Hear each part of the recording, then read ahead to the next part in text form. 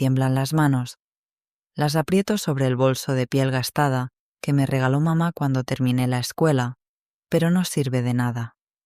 El temblor viene de dentro, de ese lugar donde ya no queda esperanza, solo un hilo delgado como el suspiro de una vela antes de apagarse. Estoy sentada en la consulta de la doctora Teresa Ramos y al otro lado de esa puerta de madera clara esperan ellos. Mateo, con su silencio de piedra, sus padres con su certeza implacable, mi padre con sus manos de albañil apretadas en puños. La doctora entra, lleva una carpeta azul contra el pecho. Sus ojos me buscan primero a mí y algo en su mirada me dice que todo está a punto de cambiar. María, su voz es suave como agua sobre guijarros. Los resultados están listos. Asiento sin palabras. La garganta se me ha cerrado como puerta oxidada. Pero ¿cómo llegué hasta aquí? ¿Cómo el día más feliz de mi vida se convirtió en 3 meses de infierno? 3 meses antes, abril de 2019. La primavera llegó a Madrid ese año con una tibieza engañosa, de esas que te hacen creer que todo será sencillo. Yo tenía 20 años y el mundo entero cabía en mis sueños pequeños. Terminar la escuela de hostelería, conseguir trabajo en algún restaurante decente, quizá algún día abrir mi propio mesón. Nada grandioso, solo algo mío. El rincón de Pepe olía a aceite de oliva y romero aquella mañana. Llevaba 2 meses de prácticas allí, en ese local estrecho de Carabanchel, donde los jubilados del barrio venían a tomar su carajillo y comentar el fútbol.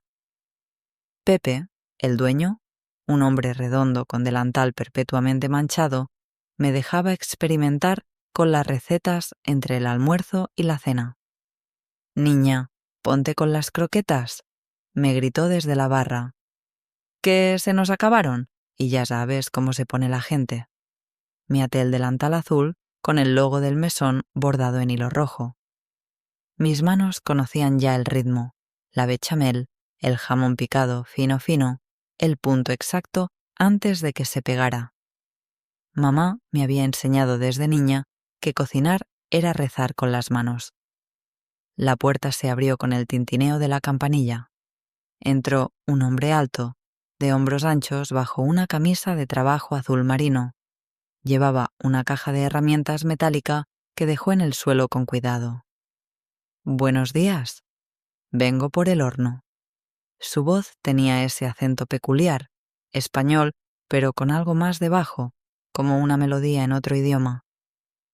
Pepe asomó la cabeza desde la cocina. «Ah, sí, el maldito trasto se apaga solo. María, acompaña al muchacho, que yo estoy con el estofado». Me limpié las manos en el delantal. El hombre me miró entonces directamente, y algo se detuvo en el aire entre nosotros. Tenía ojos oscuros, casi negros, y una manera de sostener la mirada que me hizo sentir vista de verdad, no como solían mirarme los clientes o mis compañeros de clase. «María», dije, porque el silencio se estaba volviendo denso. «Mateo», respondió, y una sonrisa apenas insinuada apareció en la comisura de sus labios. «Mateo Morales». Le mostré el horno industrial al fondo de la cocina. Mientras él se agachaba a revisar las conexiones, yo fingía ordenar los condimentos en el estante, pero lo observaba con el rabillo del ojo. Había algo en sus movimientos, una seguridad tranquila, manos que sabían lo que hacían. No era guapo al modo de las películas, pero tenía esa presencia sólida que te hace pensar en cimientos y en casas que no se derrumban. «¿Hace mucho que trabajas aquí?», preguntó sin levantar la vista del horno. «2 meses. Es mi último año de prácticas». «¿Y después?». Después me sorprendí a mí misma hablando con naturalidad. Me gustaría tener mi propio lugar, pequeño, con comida de verdad, como la que hacía mi abuela. Mateo alzó la cabeza y esta vez su sonrisa fue completa. Mi abuelo decía que una mujer que cocina con el corazón vale más que todo el oro del Potosí. ¿Tu abuelo era de Cochabamba? Bolivia. Se puso de pie, limpiándose las manos en un trapo. Llegamos a España cuando yo tenía 14 años. Mi padre abrió un taller mecánico en Usera. Ahora lo llevamos entre los dos. Había orgullo en su voz, pero sin fanfarronería. Orgullo del bueno, del que nace del trabajo. Ya está, señaló el horno. Era el termostato. Os durará un tiempo más, pero habría que pensar en cambiar el equipo pronto. Pepe le pagó en efectivo, como se hacía con los pequeños arreglos. Mateo guardó los billetes en su cartera sin contarlos. Gracias, me dijo en la puerta, y sus ojos se demoraron en los míos un segundo más de lo necesario. Volveré mañana por si acaso. Estas cosas viejas a veces tienen sorpresas. Y volvió. No porque el horno tuviera problemas, sino porque pidió un café. Y luego otro al día siguiente. Y al tercero ya se quedaba media hora hablando conmigo en la barra mientras yo picaba cebolla o amasaba pan.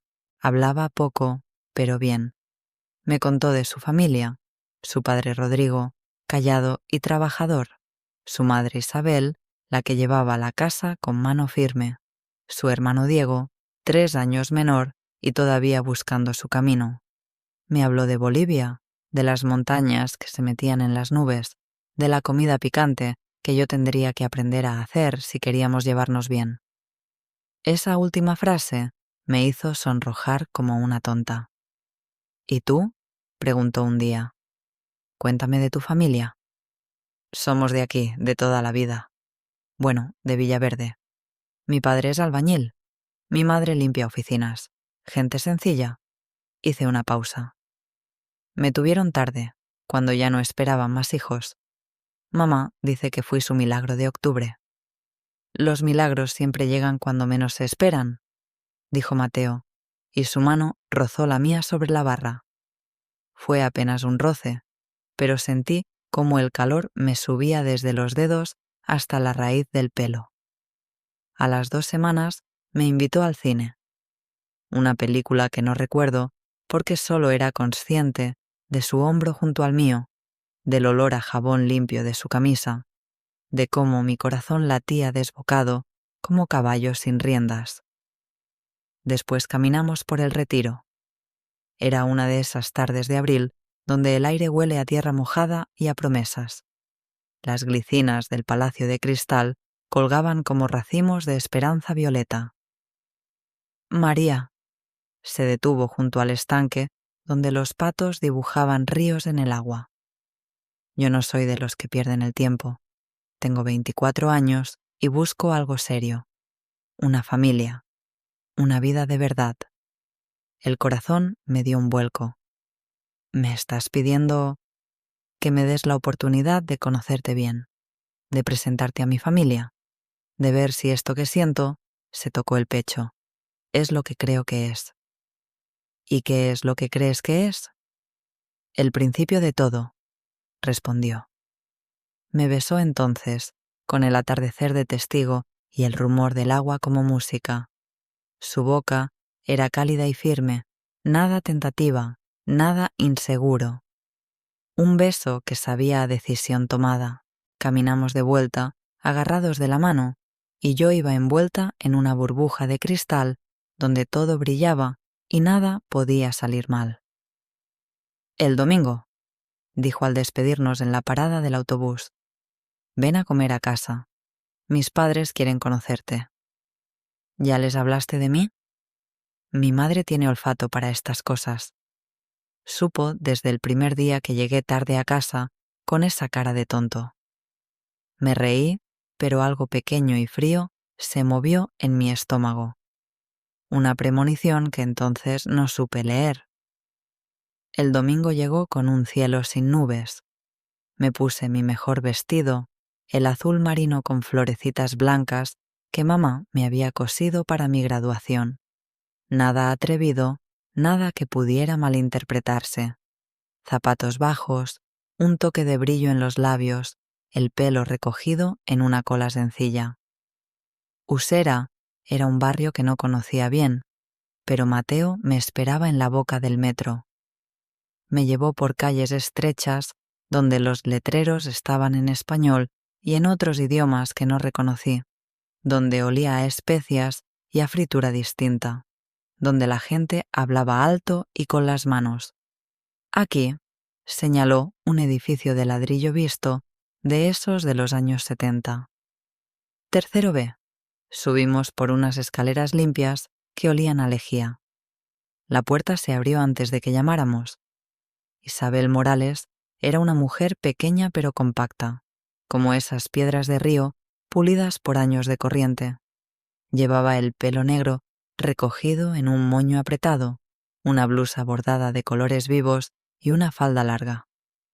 Sus ojos me recorrieron de arriba a abajo en un segundo y supe que había tomado nota de cada detalle. «Adelante», dijo en español perfecto, pero con un acento que arrastraba las R's. «Bienvenida a nuestra casa». El piso era pequeño pero impoluto. Muebles sencillos, un sofá tapizado en terciopelo verde, cortinas de encaje en las ventanas. Y sobre la mesa del comedor, una vajilla que parecía sacada solo para ocasiones especiales. Rodrigo Morales se levantó del sillón, alto como su hijo, pero más ancho, con ese cuerpo que da el trabajo físico de toda una vida. Me estrechó la mano con firmeza. «Encantado, María. Siéntate, siéntate. Aquí no tenemos ceremonias, pero sí las había». Lo supe en cómo me miraba Isabel mientras servía la comida, salteñas con su jugo dorado y picante, silpancho crujiente, arroz blanco como nubes. Todo delicioso, todo perfecto, todo un mensaje. «¿Y tus padres?», preguntó Isabel. «¿A qué se dedican?». «Mi padre es albañil, mi madre limpia oficinas». Un silencio breve, pero denso. «¿Gente trabajadora?», asintió Rodrigo. «¿Eso es lo que importa?». «¿Y tú terminas este año?», continuó Isabel. «En junio, 2 meses más». «Bien, una mujer debe tener educación», hizo una pausa. «Aunque después del matrimonio, lo importante es la casa y la familia». Me quedé con el tenedor a medio camino de la boca. Yo pensaba trabajar. Llevo años soñando con... «Los sueños son lindos», me interrumpió Isabel con una sonrisa que no llegaba a sus ojos. «Pero la realidad es otra cosa. Una esposa tiene sus responsabilidades». Mateo puso su mano sobre la mía por debajo de la mesa. Un gesto que quería decir: «Tranquila, no discutas, ¿ya hablaremos?». Y yo callé, porque estaba enamorada, porque quería creer que todo se arreglaría, porque veía en Mateo ese futuro sólido que me había faltado siempre. Después de comer, Isabel me mostró la casa. Al llegar a la habitación de Mateo, se detuvo. «Cuando se casen, vivirán aquí los primeros meses, hasta que se establezcan. Pero así se hacen las cosas en las familias como es debido. Los jóvenes de ahora quieren todo de golpe. Nosotros sabemos que hay que construir despacio». Sus palabras eran suaves, pero sonaban como puertas cerrándose. Al despedirme, Rodrigo me regaló una sonrisa amable. Diego, el hermano menor, me saludó con timidez, e Isabel me dio 2 besos en las mejillas, dejando en el aire un rastro de perfume pesado. «Eres una chica linda», dijo. «Ya veremos si eres también una chica buena». Mateo me acompañó hasta el metro. Iba callado, las manos en los bolsillos. «No te preocupes por mi madre. Es así con todo el mundo al principio». «¿Al principio?». «Cuando te conozca mejor, será diferente». Quise creerle. Me aferré a esa esperanza como náufrago a tabla podrida. Esa noche, en mi cama estrecha de mi cuarto de siempre, con los pósters de cocineros famosos mirándome desde la pared, me dije a mí misma que todo saldría bien, que el amor vencía las diferencias, que yo podría ganarme a Isabel con paciencia y buenas intenciones. No sabía entonces que algunas madres no buscan nueras, buscan esclavas, y que algunos hijos, por muy enamorados que estén, nunca aprenden a soltar la mano que los crió.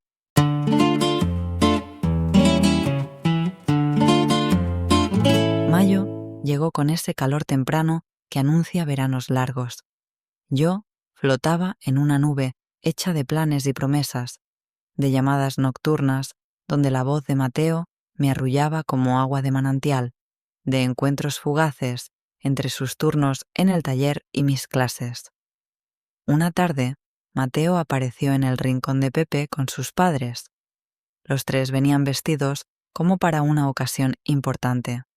Isabel llevaba una falda plisada y una blusa de seda color marfil. Rodrigo, traje oscuro y corbata. Mateo, nervioso por primera vez desde que lo conocía, jugueteaba con las llaves del coche. «María», dijo Pepe desde la barra, con esa intuición de hombre viejo que ha visto mucho. «Creo que te buscan para algo más importante que croquetas». Me quité el delantal con manos temblorosas. Ellos esperaban en una mesa del fondo, la que guardábamos para celebraciones. «Siéntate, hija». Rodrigo señaló la silla frente a ellos. Isabel puso sobre la mesa una cesta tejida a mano, cubierta con un paño bordado. Dentro había frutas perfectamente ordenadas, una botella de vino tinto con etiqueta antigua, un pan redondo que olía a anís. «En nuestra tierra», comenzó Rodrigo con voz solemne, «cuando un hombre encuentra a la mujer con quien quiere construir su vida, viene a pedirla con respeto. Trae regalos para mostrar que puede proveer, que sus intenciones son honorables». El corazón me latía como tambor de fiesta. «Hemos hablado con tus padres», continuó. «Mañana iremos formalmente a tu casa. Pero queríamos que tú supieras primero». Isabel abrió una cajita de terciopelo azul. Dentro brillaban unos aretes de oro con esmeraldas pequeñas pero luminosas y un anillo sencillo con una piedra verde del color del musgo después de la lluvia. «Esto perteneció a mi abuela», dijo Isabel, y por primera vez vi algo parecido a la ternura en sus ojos. «Ella lo trajo desde Cochabamba cuando emigraron a La Paz. Luego yo lo traje aquí. Ahora es para ti, si aceptas ser parte de nuestra familia». Las joyas pesaban en mi palma como responsabilidad. Yo miré a Mateo. Él sonreía, pero había tensión en su mandíbula. «Sí, sí acepto, pero necesito terminar la escuela primero. En junio me gradúo. ¿Podemos esperar hasta entonces?» El silencio se instaló como niebla espesa. «¿2 meses?» dijo finalmente Rodrigo. «Es razonable. Una esposa educada es orgullo de la familia». Isabel asintió, aunque sus labios se apretaron en una línea fina. «Está bien, esperaremos. Pero después no habrá más demoras. Las novias no deben hacerse esperar demasiado». Esa noche, mis padres recibieron a la familia Morales en nuestro piso pequeño de Villaverde. Mamá había limpiado hasta dejar los azulejos brillando como espejos. Papá se había puesto su único traje, el que guardaba para bodas y funerales. Yo había cocinado tortilla de patatas, croquetas, un gazpacho suave para el calor. La conversación fluyó entre incómoda y cordial. Rodrigo habló de su taller, de cómo había crecido con esfuerzo. Papá habló de sus años en la construcción, de levantar edificios ladrillo a ladrillo. Isabel y mamá intercambiaron recetas con esa cautela de 2 mujeres que se miden mutuamente. «Nuestra familia cuida sus tradiciones», dijo Isabel mientras mamá servía café. «El matrimonio es sagrado. La esposa es el corazón del hogar». «Por supuesto», respondió mamá. «Así nos criaron también a nosotros». Pero cuando se fueron, papá se dejó caer en el sofá con un suspiro profundo. «No sé, Carmencita, esa mujer tiene una forma de mirar que no me gusta. como si tasara el valor de las cosas. Son de otra cultura, Sergio. Mamá recogía las tazas. Hay que darles tiempo. 2 meses, murmuré. Solo 2 meses y seré la esposa de Mateo. Papá me miró con esos ojos de albañil que han visto edificios tambalearse antes de caer. ¿Estás segura, hija? No hay prisa. Tienes 20 años, el mundo entero por delante. Estoy segura, papá. Lo amo. Él no dijo nada más, pero esa noche lo oí hablar con mamá en su cuarto, voces bajas que no alcancé a descifrar, pero que llevaban el peso de la preocupación. Los 2 meses siguientes fueron un torbellino. Isabel tomó el control de los preparativos con mano de hierro. La boda sería en la iglesia de San Carlos Borromeo, en Usera, seguida de banquete en la Hacienda, un restaurante especializado en eventos para la comunidad latinoamericana. 150 invitados, anunció Isabel. Nuestra familia, nuestros amigos, la gente del barrio. No podemos hacer algo pequeño. ¿Qué van a decir? El presupuesto creció como masa con levadura. 18.000 euros. Mis padres aportarían 5.000, el resto lo pagaría la familia Morales. Pero 5.000 euros significaba que papá tuvo que pedir un préstamo a la cooperativa de crédito. No te preocupes, Marita, me dijo cuando vio mi cara de angustia. Para eso trabajo, para verte feliz. El vestido fue otra batalla. Yo había visto uno en una tienda de novias en Vallecas, sencillo, pero elegante, con un escote discreto y espalda de encaje. Costaba 800 euros. Ese no, dictaminó Isabel cuando la llevé a verlo. Demasiado atrevido. Los hombros descubiertos no se ven bien. Terminé con un vestido que ella eligió. Mangas 3/4, cuello alto, falda de tul, que me hacía parecer un merengue andante. 1.200 euros. Ahora sí, aprobó Isabel. Una novia debe verse pura, no como esas que salen en las revistas.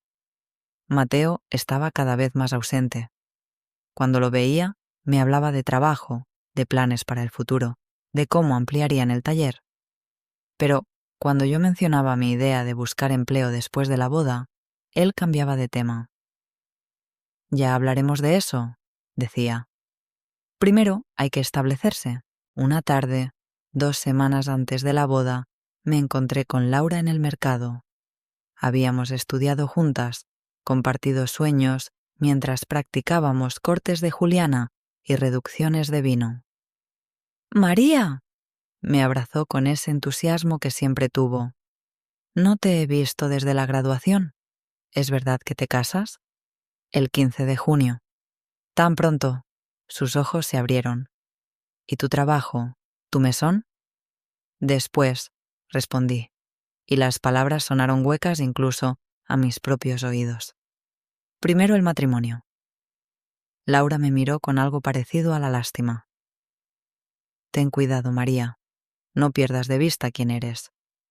Pero yo no quise escuchar. Estaba demasiado ocupada eligiendo flores, probando menús, aprendiendo a hacer platos bolivianos para complacer a mi futura suegra. El 13 de junio defendí mi proyecto final, un menú de 3 platos basado en recetas tradicionales españolas con toques contemporáneos. Los profesores me felicitaron. Me gradué con honores. Mateo estaba en la última fila del auditorio. Cuando el profesor Miguel Ángel, un hombre mayor con barba blanca que siempre había sido paternal conmigo, me abrazó para la foto, vi cómo Mateo se levantaba de golpe. Caminó hacia nosotros con paso firme, sonrisa tensa. Disculpe, profesor. Su voz era educada pero fría. Tenemos que irnos. Pero si apenas comencé. Ahora, María. En el coche, el silencio era denso como el betún. ¿Qué fue eso?, pregunté finalmente. Ese hombre te abrazaba como si... Mateo apretó el volante. Ya eres mi prometida. Hay que tener respeto. Es mi profesor. Ha sido como un abuelo para mí. Los abuelos no abrazan así. Algo helado me recorrió la espalda, pero lo atribuí a los nervios prematrimoniales. Todo el mundo decía que las semanas antes de la boda eran difíciles. El día de la boda amaneció con un cielo tan azul que dolía mirarlo. Mamá me despertó a las 6, aunque la ceremonia era a las 12. «Arriba, mi niña». Sus ojos brillaban con lágrimas contenidas. «Hoy es tu gran día». La peluquera y la maquilladora llegaron a las 7. Me transformaron en alguien que apenas reconocí en el espejo. Rizos perfectos, recogidos en un moño bajo, maquillaje que suavizaba mis rasgos, labios pintados de rosa pálido. El vestido blanco me esperaba colgado en la puerta del armario. Al ponérmelo, sentí como si me metiera en una armadura. «Estás preciosa», lloró mamá. «Tan preciosa». Papá entró en la habitación con su traje negro, el mismo que había usado en su propia boda hace 30 años. Me miró largo rato sin hablar. «Todavía estás a tiempo», dijo finalmente, muy bajo para que mamá no oyera. «Si tienes dudas, si algo no se siente bien, ¿podemos parar esto?» «Papá, no digas tonterías. Estoy nerviosa nada más». ¿Nerviosa o asustada? ¿Cuál es la diferencia? Él me tomó las manos entre las suyas, callosas y fuertes. Los nervios son mariposas, el miedo son cuervos. Pero yo aparté mis manos con una risa forzada. «Son mariposas, papá, te lo prometo». La ceremonia en San Carlos Borromeo fue todo lo que Isabel había planeado. La iglesia estaba llena hasta los pasillos. Flores blancas y verdes por todos lados. Un coro que cantó el Ave María con voces que elevaban el alma. Caminé del brazo de papá por el pasillo central. Mateo me esperaba al frente, guapo con su traje oscuro y corbata plateada. Cuando me vio, sus ojos se iluminaron, y por un momento todo el miedo se desvaneció. Este era el hombre que amaba. Todo saldría bien. El padre Tomás, un sacerdote español de pelo blanco que había bautizado a mi madre y ahora me casaba a mí, nos unió con palabras sobre amor, compromiso y unión sagrada. Intercambiamos votos, anillos, un beso casto ante el altar. «Os declaro marido y mujer», dijo el padre Tomás, y la iglesia estalló en aplausos. Afuera nos recibió una lluvia de arroz, fotos, abrazos, felicitaciones. La familia de Mateo, numerosa y ruidosa, me besaba las mejillas y me llamaba prima, hermana, sobrina. Mis amigos de la escuela gritaban y lanzaban confeti. El banquete en la hacienda fue espectacular. Mesas cubiertas con manteles color crema, centros de flores que olían a primavera, una pista de baile donde el DJ alternaba salsa con flamenco. La comida era una fusión: empanadas salteñas junto a jamón ibérico, sopa de maní junto a gazpacho, lechón asado y paella. Bailamos el vals nupcio. Mateo me sostenía firme, guiándome por la pista mientras todos aplaudían. Cuando la música cambió a cumbia, él se transformó. Bailaba con una pasión que nunca le había visto, movimientos que venían de algún lugar profundo, ancestral. En ese momento lo amé con una intensidad que me asustó. Los discursos llegaron con el postre. Rodrigo habló de familia y tradición. Papá habló de dejar ir a su niña, pero ganar un hijo. Isabel se levantó al final, copa en mano. «Hoy recibimos a María en nuestra familia». Su voz resonó clara. «Mañana sabremos qué clase de mujer nos trajo Mateo a casa». Hubo risas, pero algo en su tono me heló la sangre. ¿Qué significaba eso de mañana sabremos? La fiesta continuó hasta la medianoche. Cortamos el pastel de 3 pisos. Lancé el ramo, que atrapó una prima de Mateo. Bailé con papá, con Rodrigo, con Diego. Cuando finalmente nos despedimos, abrazando a familiares y amigos, Mateo me susurró al oído: «Ya es hora de irnos, esposa mía». Esa palabra, esposa, me cayó como bendición y condena al mismo tiempo. El Hotel Meliá Castilla nos recibió con su elegancia discreta. La suite nupcial estaba en el 10º piso, con vistas a la ciudad iluminada. Dentro, pétalos de rosa formaban un camino desde la puerta hasta la cama. Champán en una cubeta de hielo. Bombones sobre las almohadas. Mateo cerró la puerta tras nosotros. El clic del pestillo sonó definitivo. «¿Al fin solos?», sonrió, pero había algo extraño en su expresión. No la ternura que esperaba, sino una especie de ansiedad vigilante. Descorchó el champán. «Brindamos por nosotros, por nuestro futuro, por los hijos que algún día tendríamos». Bebí demasiado rápido, buscando valor en las burbujas doradas. «Ve a cambiarte», dijo Mateo señalando el baño. «Te espero». En el baño me quité el vestido de novia con dedos torpes. Me puse el camisón blanco que mamá había elegido, de algodón suave, con encaje en el escote. Me miré al espejo, una mujer de 20 años a punto de dejar de ser niña. Cuando salí, Mateo estaba sentado en el borde de la cama. Me miró de arriba abajo y algo en su mirada me hizo sentir desnuda y juzgada al mismo tiempo. «Ven aquí», extendió la mano. Me acerqué temblando. Él me atrajo hacia sí, me besó con una intensidad que tenía más de necesidad que de deseo. Sus manos recorrieron mi cuerpo con urgencia, como buscando confirmar algo. Lo que vino después fue una mezcla confusa de dolor, intimidad y extrañeza. Yo no sabía qué esperar exactamente, solo las conversaciones susurradas con amigas, las escenas de películas que siempre cortaban antes de mostrar la realidad. Mateo fue cuidadoso al principio, luego más insistente. Hubo dolor, sí, pero también una sensación de conexión, de estar cruzando un umbral juntos, y entonces terminó. Rápido, demasiado rápido para ser el momento trascendental que me habían prometido. Mateo se separó de mí bruscamente, se levantó de la cama, encendió la luz del techo. La habitación se inundó de claridad cruel. Se quedó mirando la sábana blanca inmaculada. «¿Dónde está la sangre?». Su voz era plana, peligrosa. «¿Qué?». Me incorporé, cubriéndome con la sábana. «La sangre, María». Arrancó la sábana de un tirón, la sacudió como si fuera a hacer aparecer algo. «Debería haber sangre, si eras virgen». El mundo se detuvo. El aire se volvió denso como aceite.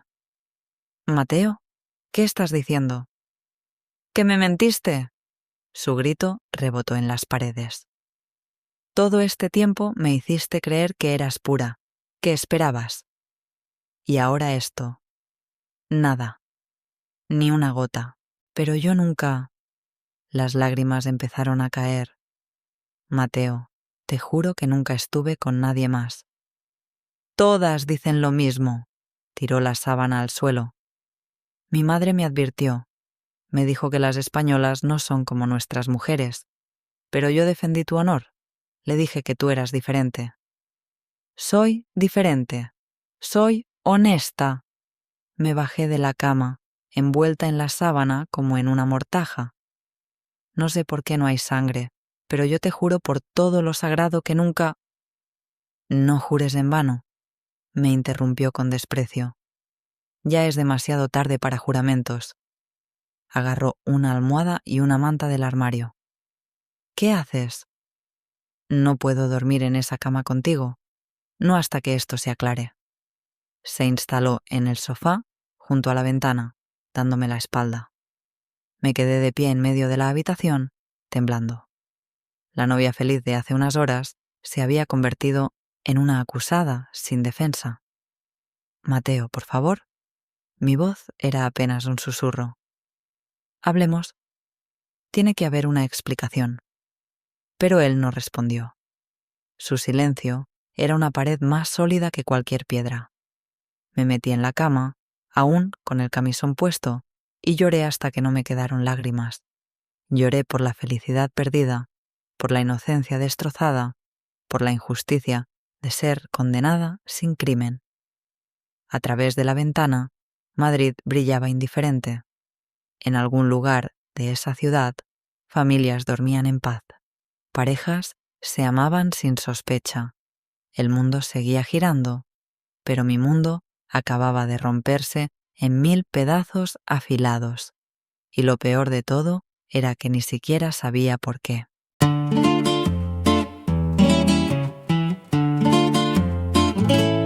El amanecer entró por la ventana del hotel como un ladrón, robándome la ilusión de que todo había sido una pesadilla.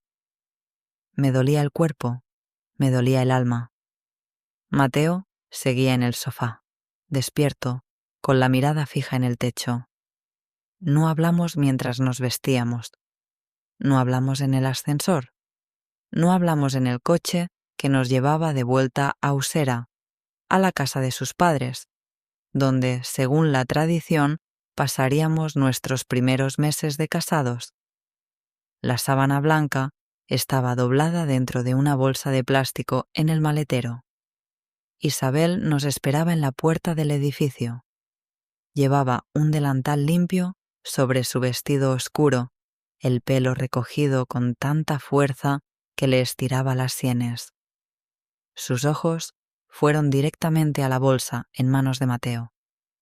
«Pasen», dijo sin sonreír. «Rodrigo está arriba». El piso olía a café y a algo más, algo agrio que tardé en identificar. Era el olor de la desconfianza, del juicio suspendido en el aire. Rodrigo estaba sentado a la mesa de la cocina. Diego, el hermano menor, se apoyaba contra el refrigerador con los brazos cruzados, los ojos bajos. La escena estaba montada como un tribunal. Mateo puso la bolsa sobre la mesa. El plástico crujió en el silencio. «Ábrela», ordenó Isabel. Él sacó la sábana, la extendió sobre la mesa con movimientos lentos, ceremoniales. La tela blanca brillaba bajo la luz fluorescente de la cocina, inmaculada, acusadora. Isabel se acercó, tocó la sábana con la punta de los dedos como si fuera a quemarla. Luego me miró, y en sus ojos vi algo peor que el odio. Vi la satisfacción de quien tiene razón. Lo sabía. Su voz era suave como terciopelo sobre cuchillos. Desde el principio lo sabía. Esa forma de vestir, de hablar, de mirar a los hombres. ¿Nos engañaste? No. Mi voz salió rota. Yo nunca... Silencio. Isabel levantó una mano. No insultes nuestra inteligencia con más mentiras. La verdad está aquí. Golpeó la sábana con el puño. Clara como el agua, sucia como tú. Rodrigo se aclaró la garganta. Isabel, quizás hay una explicación. ¿Qué explicación puede haber? Ella se volvió hacia su marido. Conoces las costumbres. ¿Sabes cómo son las cosas? Una muchacha decente sangra en su noche de bodas. Siempre, sin excepción. Pero yo soy decente. Las palabras brotaron desesperadas. Señora Isabel, le juro por la Virgen que yo nunca estuve con otro hombre. Mateo fue el primero, el único. No nombres a la Virgen con esa boca mentirosa, escupió Isabel. Mi hijo te trajo a esta casa con honor. Te hicimos una boda hermosa. Te dimos joyas de familia. ¿Y tú? Tú nos pagas con deshonra. Me volví hacia Mateo, buscando algo, cualquier cosa. Apoyo, duda, al menos una pregunta. Pero él miraba la sábana con la mandíbula apretada, los nudillos blancos sobre la mesa.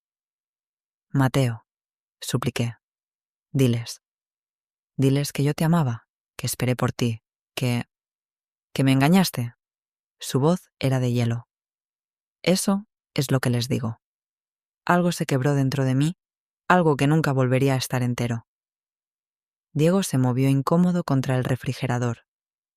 Mamá, tal vez deberíamos... Tú cállate. Isabel no le dio ni una mirada.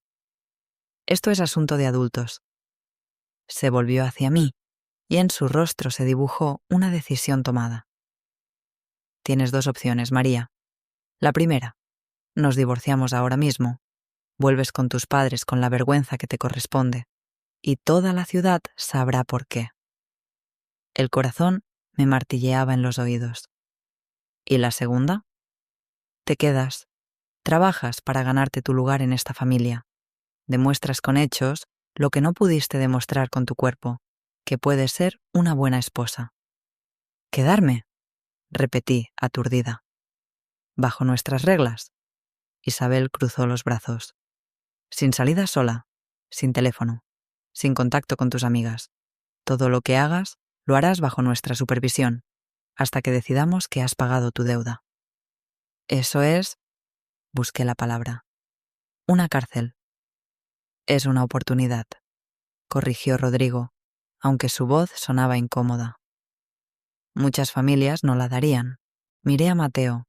Él seguía sin mirarme a los ojos. ¿Y tú?, pregunté. ¿Tú qué dices? Finalmente levantó la vista. En sus ojos había algo muerto. Digo que si te hubieras guardado como dijiste, nada de esto estaría pasando. Las palabras cayeron como piedras en agua oscura. Dame tu teléfono. Extendió la mano. ¿Qué? Tu teléfono. Ahora.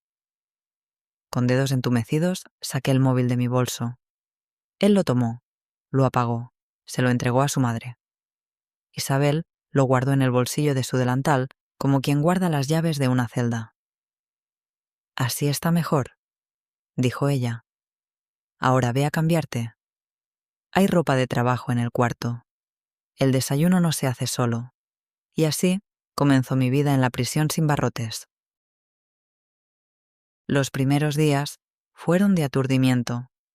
Me movía por la casa como sonámbula, haciendo lo que me ordenaban. Preparar el desayuno a las 6 de la mañana, limpiar después que todos se fueran a trabajar, lavar la ropa a mano, porque Isabel no confiaba en que usara bien la lavadora, planchar las camisas de Mateo con almidón exacto, preparar la comida siguiendo sus recetas al pie de la letra. Más ají, decía, probando la sopa. Las bolivianas sabemos dar sabor a las cosas. Oh, ¿esa tortilla está seca? En mi país las mujeres aprenden a cocinar de verdad. Cada comentario era una puñalada pequeña, pero constante. El goteo que perfora la piedra. Mateo salía temprano al taller y volvía tarde.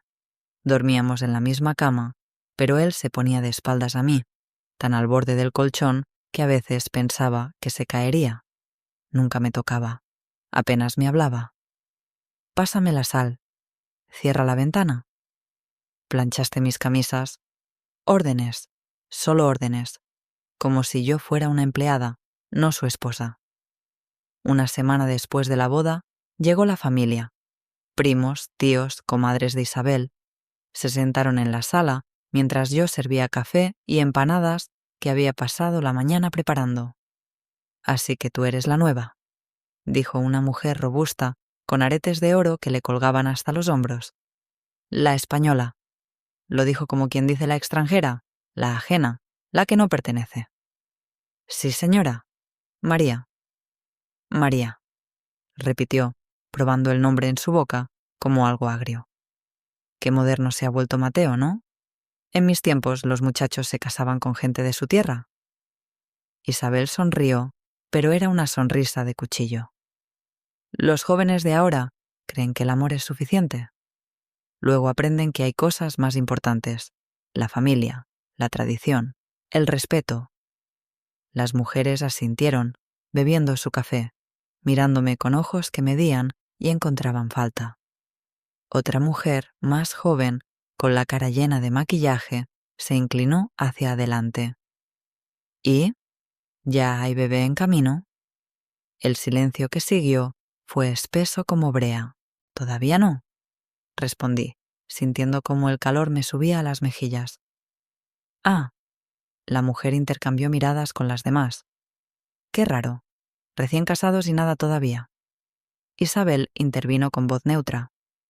Estas cosas llevan su tiempo, cuando Dios quiera. Pero yo vi el brillo en sus ojos, el mensaje silencioso que pasaba entre las mujeres. Ellas sabían, o sospechaban, y disfrutaban de mi humillación. Esa noche, cuando todos se fueron, Isabel entró en la cocina donde yo lavaba los platos. «Lo hiciste mal», dijo. Las empanadas tenían poca sal. El café estaba aguado. ¿Es que no prestas atención a nada? Intenté seguir la receta que... No me des excusas. Una mujer que no sabe cocinar no vale nada. ¿Y tú? Me miró de arriba abajo. Tienes que valer algo, aunque sea eso. Me volví hacia los platos, mordiendo el labio hasta casi hacerlo sangrar. No iba a llorar delante de ella. No le daría ese placer. Otra cosa. Su voz se endureció. Cuando haya visitas, sonríes. Finges que todo está bien. No necesitamos que la gente hable más de lo que ya habla. ¿Hablan? ¿Qué crees? Soltó una risa amarga. Ya se corrió la voz. Mi hijo se casó con una muchacha que resultó ser... Bueno, ya sabes lo que eres. Me giré hacia ella. No soy nada de lo que usted piensa. No me importa lo que seas. Me importa lo que la gente cree que eres. Y eso, niña, ya está decidido. Salió de la cocina dejándome con las manos metidas en el agua jabonosa y los ojos ardiendo de lágrimas contenidas. Pasaron las semanas y el mundo se fue haciendo más pequeño. La casa de 3 habitaciones se convirtió en mi universo entero.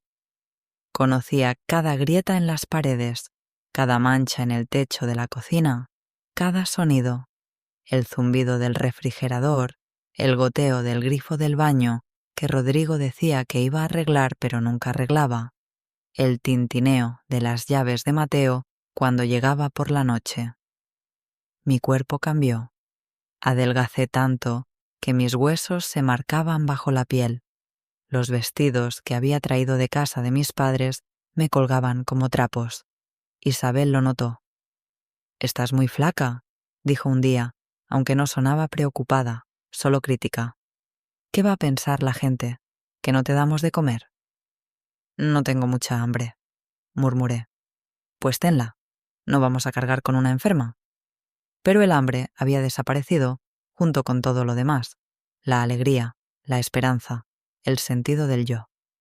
Me miraba al espejo por las mañanas y veía a una extraña, ojos hundidos, piel grisácea, labios apretados en una línea permanente de tensión. A veces, cuando estaba sola, me sentaba en el borde de la cama y trataba de recordar quién había sido. La María que soñaba con su propio mesón. La María que se reía con Laura mientras batían claras a punto de nieve. La María que creía en el amor y en los finales felices. Esa María había muerto en una noche de bodas. En su lugar quedaba esto, un fantasma que limpiaba pisos y cocinaba comidas que apenas probaba. Mamá llamó por teléfono una tarde. Isabel contestó. Habló con ella en voz dulce. Le aseguró que todo iba bien, que yo estaba ocupada pero feliz. Luego me pasó el auricular del teléfono fijo con una mirada de advertencia. «¿Hija?» La voz de mamá sonaba pequeña, lejana. «¿Cómo estás?» «Bien, mamá». Mentí, consciente de que Isabel escuchaba desde la puerta. «Todo bien. Te noto rara. ¿Segura que...?» «Segura. Es solo que estoy cansada. Ya sabes, ajustándome a la vida de casada». «¿Puedo ir a verte?» Miré a Isabel. Ella negó con la cabeza, pero con una sonrisa en los labios. «Mejor en un par de semanas, mamá. Ahora estamos muy ocupados con el taller. Ya te avisaré». Cuando colgué, Isabel asintió con aprobación. «Bien, así se hace. Nada de preocupar a los padres». Pero papá no era tonto. Una tarde de mediados de julio apareció sin avisar. Tocó el timbre con insistencia hasta que Isabel tuvo que abrir. «Sergio», lo saludó con frialdad. «¿Qué sorpresa?» «Vengo a ver a mi hija». Su voz no admitía discusión. «Ahora». Yo estaba en la cocina pelando patatas. Cuando lo vi en el umbral, algo se rompió en mi pecho. Dejé caer el pelador. Me levanté. «¿Papá?» Él me miró y vi cómo su cara cambiaba, cómo veía lo que yo había dejado de ver, los huesos marcados, las ojeras, las manos temblorosas. «Dios santo», susurró, «¿qué te han hecho?» «Nada, papá, estoy bien». «No me mientas». Se acercó, me tomó las manos. «Has perdido al menos 10 kilos. Estás pálida como un muerto». Isabel intervino desde la puerta. Su hija está adaptándose a su nueva vida. Es normal que adelgace un poco con el estrés. ¿Un poco? Papá se volvió hacia ella. Está en los huesos. Los primeros meses de matrimonio son difíciles para todas. Isabel mantuvo su tono calmo, pero había acero debajo. Especialmente cuando hay ajustes que hacer. Papá entendió algo en esas palabras. Vi cómo sus ojos se entrecerraban. ¿Qué tipo de ajustes? ¿Asuntos privados de la pareja?, respondió Isabel. No creo que sea apropiado discutirlos. Si son asuntos de mi hija, son asuntos míos. La tensión creció como una tormenta a punto de estallar. Puse mi mano en el brazo de papá. Estoy bien. De verdad. Solo cansada. Él me miró largo rato, buscando la verdad detrás de mis palabras. Luego suspiró. Voy a hablar con Mateo. No, salté. No hace falta. Todo está bien. Pero papá ya había tomado una decisión. Esperó en la sala hasta que Mateo llegó del taller. Cuando mi marido entró y vio a mi padre allí, su cara se cerró. «Sergio, no sabía que venías». «¿Necesitamos hablar?» Papá se levantó. Hombre a hombre. Se encerraron en la habitación de Mateo. No pude escuchar las palabras, solo el murmullo grave de sus voces, algún que otro tono elevado. Duró 20 minutos que se sintieron como horas. Cuando salieron, papá tenía la mandíbula apretada. Mateo parecía molesto pero controlado. «Tu padre está preocupado por ti», dijo Mateo, mirándome. Le dije que todo está bien, que estamos bien. ¿Verdad? Era una pregunta, pero sonaba como una amenaza. «¿Verdad?», susurré. Papá me abrazó en la puerta, me apretó tan fuerte que me dolieron las costillas. «Si me necesitas», susurró en mi oído. «Llamas. A cualquier hora. ¿Me oyes?» «No tengo teléfono, papá». Él se apartó, me miró con ojos que entendían demasiado. «Entonces iré a buscarte». Pero no lo hizo. No esa semana, ni la siguiente. Supongo que Mateo lo convenció de que era normal, de que yo solo necesitaba tiempo, de que no había nada de qué preocuparse. Yo quería creer que papá volvería, que mamá insistiría en verme, que alguien, en algún momento, derribaría estas paredes invisibles que me encerraban. Pero los días pasaban y nadie venía. A finales de agosto, el calor era sofocante. Madrid se vaciaba, como todos los veranos, la gente huyendo a las playas y las montañas. Pero nosotros no fuimos a ningún lado. El taller seguía abierto y yo seguía en la casa, cociendo a fuego lento en mi propia desesperación. Una tarde, Isabel salió a visitar a una prima. Rodrigo y Mateo estaban en el taller. Diego había salido con amigos. Por primera vez en semanas, estaba completamente sola. Me senté en el sofá de la sala, en ese espacio que solo pisaba para limpiar, y dejé que las lágrimas fluyeran. No las lágrimas silenciosas que lloraba por las noches, sino sollozos profundos que me sacudían el cuerpo entero. Lloré por la chica que había sido, por los sueños que había tenido, por el amor que creí encontrar y que resultó ser una jaula.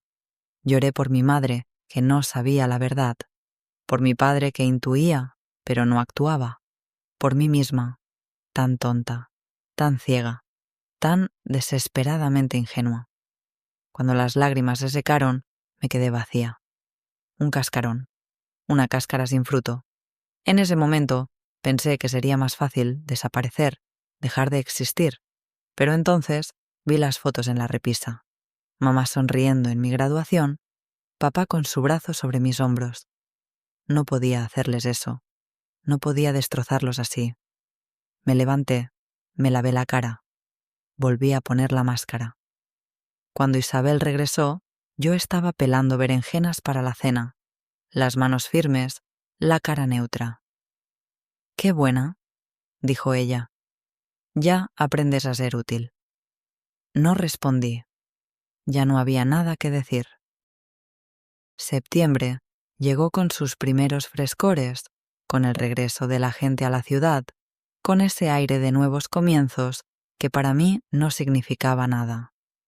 Yo seguía atrapada en el mismo ciclo: cocinar, limpiar, servir, dormir al lado de un hombre que me trataba como si fuera contaminada. Pero entonces, en los primeros días del mes, Isabel anunció: «Necesito que vayas al mercado. Necesito cosas para la comida del domingo y no tengo tiempo». Me quedé paralizada, con el trapo en la mano. «¿Yo? ¿Hay alguien más aquí?», dijo con impaciencia. «Te daré una lista. Vas, compras lo que dice y vuelves, sin distracciones, sin hablar con nadie más de lo necesario. 1 hora. Si tardas más, habrá consecuencias». Me dio una lista escrita con su letra apretada, billetes contados exactos, y me empujó hacia la puerta. «¿Y María?». Me detuvo en el umbral. «No hagas ninguna tontería. Esta es tu última oportunidad». Bajé las escaleras con las piernas temblorosas. Salí a la calle y el sol de septiembre me golpeó como una bofetada de vida. La calle estaba llena de gente, de voces, de movimiento. Olía a gasolina y a pan recién hecho de la panadería de la esquina. Había niños jugando al fútbol en un rincón, una señora regando las plantas de su balcón, un hombre vendiendo helados de un carrito. Vida. El mundo seguía vivo mientras yo me había estado muriendo por dentro. Caminé hacia el mercado de maravillas con pasos inseguros, como quien reaprende a andar después de meses en cama. Cada bocanada de aire libre era un regalo. Cada metro alejada de esa casa era una victoria pequeña pero real. Entré en el mercado. El bullicio, los colores, los olores me abrumaron. Frutas brillantes apiladas en pirámides, pescado fresco sobre hielo, el grito de los vendedores anunciando sus ofertas. Me moví entre los puestos, comprando lo que Isabel había anotado: berenjenas, tomates, cebolla, carne de cordero. Cada compra era mecánica, automática. Y entonces la vi. Laura, mi amiga Laura, con su pelo rubio recogido en una coleta, su risa cristalina, mientras hablaba con el vendedor de fruta. Llevaba un vestido amarillo que hacía juego con el sol. Me quedé paralizada. Una parte de mí quería correr hacia ella, abrazarla, contarle todo. Otra parte quería huir antes de que me viera, antes de que sus preguntas me obligaran a enfrentar la verdad. Pero ella me vio primero. «¿María?». Sus ojos se abrieron. «Dios mío, María». Vino hacia mí casi corriendo. Me abrazó. Olía a perfume fresco y a libertad. Cuando se apartó, su sonrisa se desvaneció. «María, ¿qué te pasó?». «Nada, ¿estoy bien?». «No estás bien». Me tomó las manos. «Estás muy delgada. ¿Has estado enferma?». «Es solo, ya sabes, adaptándome a la vida de casada».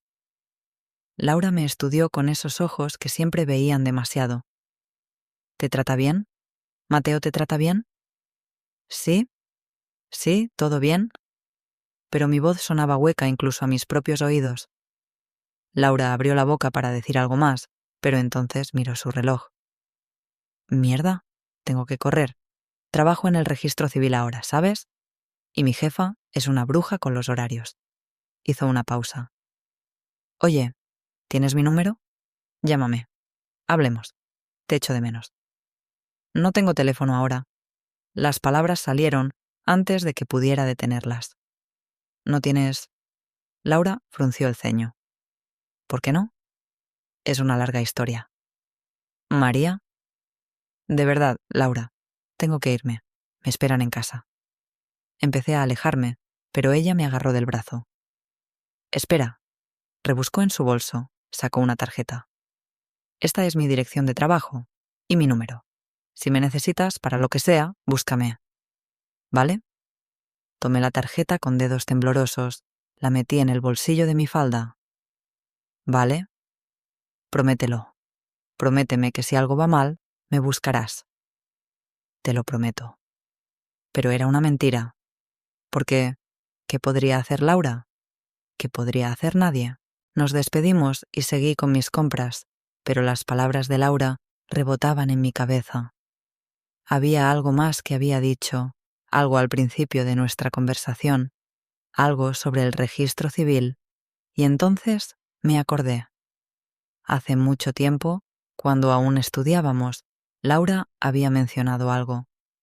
Una anécdota sobre parejas que venían a casarse, sobre una novia nerviosa que...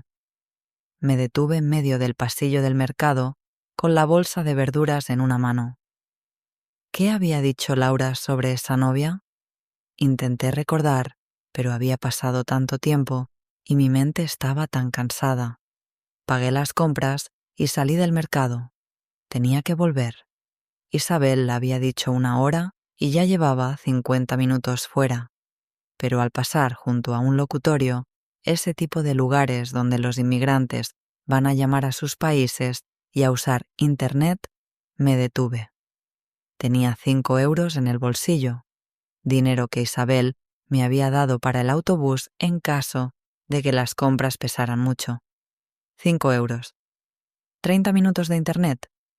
Miré el reloj, miré la puerta del locutorio, miré hacia la dirección de la casa de los Morales y tomé una decisión. Entré. El lugar era pequeño, oscuro, con cabinas individuales separadas por mamparas de madera. Olía a encerrado y a desesperación de gente lejos de casa. 30 minutos, le dije al hombre detrás del mostrador, poniéndole los 5 euros. Me dio un papel con un código y me señaló una cabina. Me senté frente al ordenador con el corazón desbocado. Los dedos me temblaban tanto que tuve que intentar 3 veces antes de escribir correctamente en el buscador. Himen elástico. Primera vez sin sangre. La pantalla se llenó de resultados y entonces empecé a leer. Y mientras leía, algo que llevaba 3 meses enterrado empezó a despertar dentro de mí. No era locura, no era amnesia, no era culpa mía. Había una explicación médica, científica, real. Y si había una explicación, había una salida. Imprimí 3 páginas, las más claras, las que explicaban con diagramas y porcentajes. Me costó los últimos euros que me quedaban, pero no me importó. Salí del locutorio con esos papeles doblados en el bolsillo junto a la tarjeta de Laura. Y por primera vez en 3 meses sentí algo que no era desesperación. Sentí rabia. Rabia limpia, clara, ardiente. Me habían juzgado sin pruebas. Me habían condenado sin juicio. Me habían encerrado sin crimen. Y yo lo había permitido. Pero eso estaba a punto de cambiar. Caminé de vuelta a casa de los Morales con la cabeza alta por primera vez desde mi noche de bodas. No sabía cómo, no sabía cuándo, pero iba a luchar. Iba a demostrar mi inocencia. O iba a destruir todo intentándolo.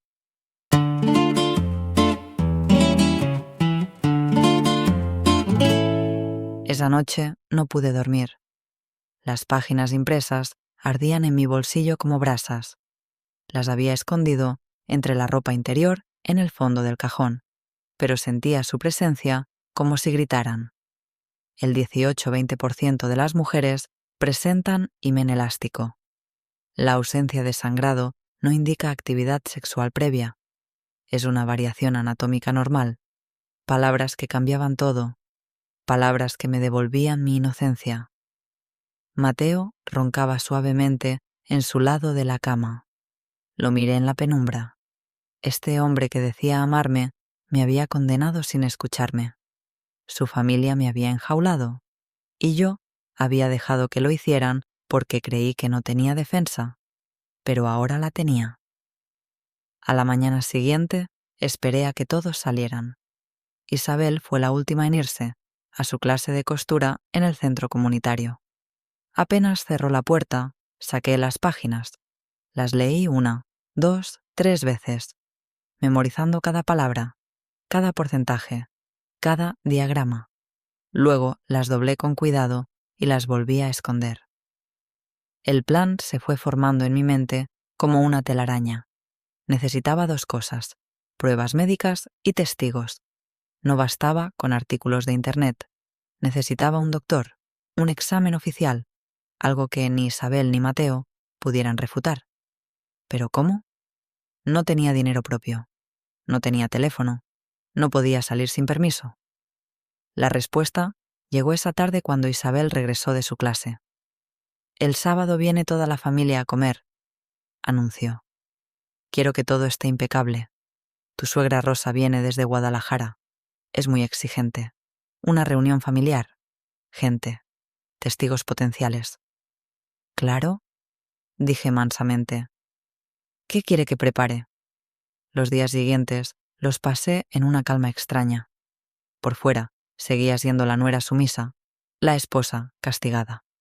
Por dentro, algo nuevo crecía, determinación fría como el acero. El jueves, mientras limpiaba el baño, oí voces elevadas en la sala. Me acerqué sin hacer ruido. «No puedes seguir así, Mateo», era la voz de Rodrigo. «La muchacha está en los huesos. La gente habla. ¡Que hablen!», respondió Mateo con amargura. Ella nos mintió. ¿Y si no mintió? Hubo un silencio pesado. ¿Y si hay otra explicación? No la hay, pero la voz de Mateo sonaba menos segura. Mi madre dice: «Tu madre no es doctora». Rodrigo suspiró. «Hijo, yo también me crié con esas tradiciones. Pero vivimos en España. Las cosas son diferentes aquí». «Las tradiciones no cambian porque cruces el océano». «No. Pero tal vez deberíamos verificar antes de destruir a una muchacha inocente». Pasos se acercaron. Me alejé rápido, el corazón latiendo fuerte. Rodrigo dudaba. Eso era algo. El sábado llegó con un cielo gris que amenazaba lluvia. La casa se llenó de voces, de olores a comida, de gente que me miraba con curiosidad apenas disimulada. Rosa, la madre de Rodrigo, era una mujer menuda, pero de presencia imponente.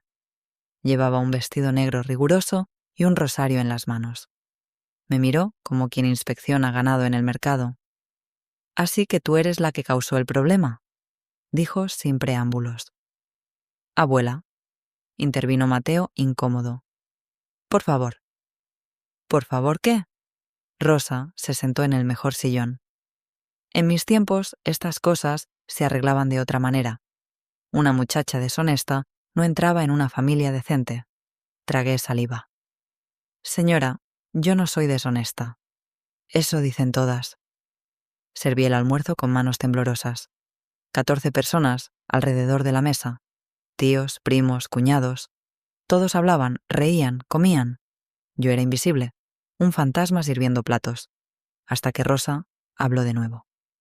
«Isabel me contó todo», dijo en voz alta, y las conversaciones se apagaron. «¡Qué vergüenza! En Bolivia esto no se tolera». «Abuela, es asunto privado». Diego intentó desviar la conversación. «¿Privado?». Rosa soltó una risa seca. «Cuando afecta el honor de la familia, nada es privado». Algo se rompió dentro de mí. 3 meses de humillación, de silencio forzado, de aceptar culpas que no eran mías. Y ahora esta mujer, esta extraña que no me conocía, me juzgaba delante de todos. Dejé la fuente de arroz sobre la mesa con más fuerza de la necesaria. «Con el debido respeto, señora Rosa». Mi voz salió clara, firme. «Usted no sabe de qué habla». El silencio cayó como losa de mármol. Isabel se levantó de golpe. «María, a la cocina. Ahora». «No, por primera vez en 3 meses». Dije no. «No me voy. Tengo derecho a defenderme». No tienes ningún derecho. Siseó Isabel. Sí lo tengo. Me giré hacia Mateo. Exijo que vayamos a un médico, un ginecólogo, que me examine y diga la verdad. Ya conocemos la verdad, dijo Isabel. ¿Ah, sí? Saqué las páginas impresas de mi delantal, las puse sobre la mesa. ¿Saben que el 18% de las mujeres tienen himen elástico? ¿Que es perfectamente normal no sangrar en la primera vez? ¿Saben que su tradición está basada en ignorancia médica? Mateo se levantó, agarró las páginas. ¿De dónde sacaste esto? De Internet. Hay cientos de artículos médicos, miles de casos documentados. Pero ustedes prefirieron creer en supersticiones que en la ciencia. Basta. Isabel se acercó. ¿Guardas silencio o qué? La rabia que había estado conteniendo por meses salió como torrente. ¿Me encierran más? ¿Me humillan más? Ya no tengo nada que perder. Rosa golpeó su bastón contra el suelo. Escuchen a la muchacha. Su voz ronca cortó el caos. Habla con convicción. O es muy buena mentirosa, o dice la verdad. Abuela, ¿no puede? Empezó Isabel. ¿No puedo qué? ¿Usar mi cabeza? Rosa me miró fijamente. Niña, ¿estás dispuesta a someterte a un examen médico? Sí, respondí sin dudar. ¿Ahora mismo si hace falta? ¿Entonces qué se haga? Rosa miró a su hijo. Rodrigo, tú eres el hombre de esta casa. Decide. Rodrigo se pasó la mano por la cara. Miró a Isabel, luego a Mateo, finalmente a mí. Iremos al médico, dijo despacio. El lunes, una doctora que conozco. Si ella confirma que María dice la verdad, esta familia le debe una disculpa, una grande. ¿Y si miente? Preguntó Isabel con veneno. Entonces nos divorciaremos, dije antes que nadie. Sin escándalo. Firmaré lo que haga falta. Pero si tengo razón, si el médico demuestra mi inocencia, ustedes, miré a Isabel, luego a Mateo, me pedirán perdón, delante de toda la familia, y me dejarán ir. ¿Irte? Mateo frunció el ceño. No puedo quedarme con un hombre que no confía en mí, que me encerró como a una criminal, que eligió a su madre por encima de su esposa. Las palabras cayeron como sentencia. Vi cómo la cara de Mateo se descomponía, cómo algo en sus ojos se despertaba. ¿Arrepentimiento? ¿Duda? Ya no importaba. Está decidido. Rosa golpeó su bastón de nuevo. El lunes, al médico. Ahora terminen de comer. Este arroz está delicioso. Sería una pena desperdiciarlo. Y así, increíblemente, la comida continuó. Pero yo ya no era invisible. Las miradas que me lanzaban ahora eran diferentes. Respeto, curiosidad, algunos hasta admiración. El domingo pasó en una tensión eléctrica. Isabel apenas me dirigía la palabra. Mateo me evitaba. Solo Rodrigo me habló, brevemente, en la cocina. Espero que sepas lo que haces, muchacha. Lo sé. Destrozarás esta familia si tienes razón. Esta familia me destrozó primero. Él asintió lentamente. Justo, demasiado justo. El lunes amaneció despejado. Desayunamos en silencio. A las 10, Rodrigo anunció. Todos vamos. Mateo, tu madre, María y yo. Yo no, empezó Isabel. Todos, repitió Rodrigo con firmeza, que no admitía réplica. La clínica de salud de la mujer estaba en Chamartín, un edificio moderno de cristal y acero. En la sala de espera nos sentamos separados. Isabel y Mateo en un lado, Rodrigo y yo en el otro. La doctora Teresa Ramos nos recibió a todos en su consulta. Era una mujer de unos 50 años, pelo corto, mirada inteligente detrás de gafas rectangulares. Explíquenme la situación, dijo sin rodeos. Rodrigo habló. Le contó todo. La boda, la noche de bodas, la ausencia de sangre, los 3 meses de castigo. La doctora escuchaba sin expresión, tomando notas. Cuando Rodrigo terminó, ella me miró. «María, ¿algo que añadir?» «Solo que digo la verdad». Mi voz no tembló. Nunca estuve con otro hombre. La doctora asintió. Luego sacó un libro de anatomía, lo abrió en una página marcada. Antes del examen, quiero educarlos a todos. Señaló diagramas. El himen es una membrana que varía enormemente entre mujeres. Está el tipo anular, semilunar, cribiforme, septado y elástico. Pasó las páginas mostrando fotografías médicas. El himen elástico se presenta en aproximadamente el 18% de las mujeres. Durante la penetración se estira en lugar de romperse. No hay sangrado. Es perfectamente normal. No indica en absoluto actividad sexual previa. Isabel abrió la boca, pero la doctora levantó una mano. Permítame terminar. La creencia de que todas las vírgenes sangran es un mito dañino. De hecho, estudios médicos muestran que entre el 40-50% de las mujeres no sangran en su primera relación sexual por diversas razones anatómicas. Pero siempre se ha dicho, murmuró Mateo, siempre se ha dicho muchas cosas que la ciencia ha desmentido. La doctora fue amable pero firme. Si quieren, puedo examinar a María. Puedo determinar si ha habido penetración reciente versus antigua. Puedo ver el tipo de himen que tiene. ¿Sí? Dije. Por favor. El examen duró 15 minutos. Yo en la camilla, mirando el techo blanco, rezando en silencio. Por favor, Dios. Por favor, que se vea la verdad. Cuando volví a la consulta, todos esperaban como estatuas.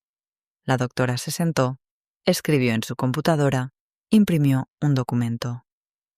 María Navarro de Morales, leyó en voz alta, presenta himen de tipo elástico, con signos de penetración reciente, compatible con 3 meses. No hay evidencia de actividad sexual previa.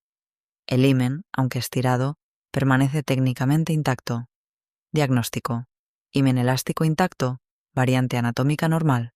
Firmó el documento, lo selló, lo pasó a Rodrigo. El silencio duró una eternidad. Luego Isabel empezó a llorar.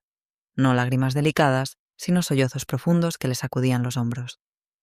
Perdón, gimió. Dios mío, perdón. Mateo tenía la cara del color de la ceniza. Me miraba como si me viera por primera vez. María, yo no sabía... No quisiste saber. Mi voz era tranquila pero dura. Elegiste no creerme.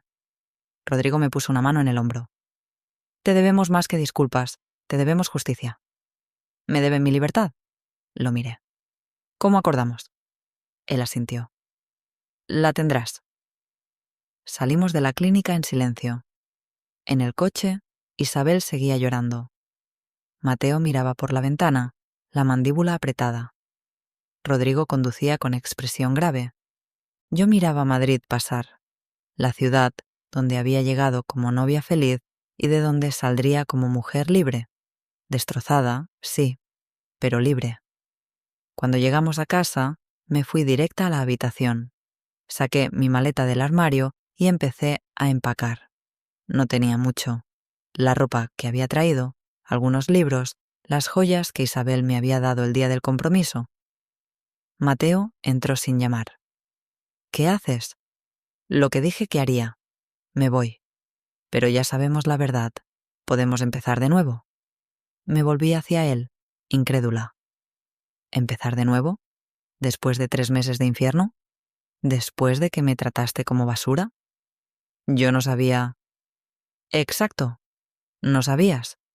Y en lugar de averiguar, en lugar de confiar en tu esposa, me condenaste. Cerré la maleta con fuerza. Un matrimonio sin confianza no es matrimonio. María, por favor. Se acercó. Te amo. No, Mateo. Amas la idea de mí, la muchacha sumisa que imaginaste, pero yo no soy esa, y nunca lo seré. Él se quedó parado en medio de la habitación mientras yo tomaba mi maleta. En la sala, Isabel me esperaba. Se levantó cuando entré. María, espera. Su voz estaba rota. No puedes irte así. Dame la oportunidad de compensar. No hay compensación para lo que hicieron, dije simplemente. Solo hay consecuencias. Rodrigo apareció con las llaves del coche. «Te llevo a casa de tus padres». «Gracias». Isabel se lanzó hacia mí. Me agarró las manos. «Por favor, te lo ruego, quédate. Haré lo que sea para que me perdones». La miré a los ojos. Vi miedo allí y remordimiento, pero también vi a la mujer que me había enjaulado, que había disfrutado de mi sufrimiento, que me había llamado mentirosa y peor. «Algún día», dije suavemente, «tal vez pueda perdonarla, pero nunca podré olvidar, y no puedo vivir con gente que me hizo tanto daño». Solté mis manos, salí de la casa sin mirar atrás. En el coche, Rodrigo habló poco. «Lo siento, María, de corazón». «Lo sé. Mi familia... A veces las tradiciones nos ciegan, nos hacen crueles sin darnos cuenta. Las tradiciones no son excusa para la crueldad». «No, no lo son. Llegamos a Villaverde. Mi viejo edificio nunca me había parecido tan hermoso». Rodrigo sacó mi maleta del maletero. «Si necesitas algo, cualquier cosa, llámame». Me dio su tarjeta de negocio. «Te ayudaré con el divorcio, con lo que haga falta». «Gracias, don Rodrigo». «Llámame Rodrigo. El don ya no corresponde». Subí las escaleras lentamente. Llamé al timbre. Papá abrió la puerta. Me vio con la maleta, vio mi cara y entendió todo sin que dijera palabra. «Mi niña». Me abrazó fuerte. «Mi niña, ya estás en casa». Y entonces, finalmente, me permití llorar.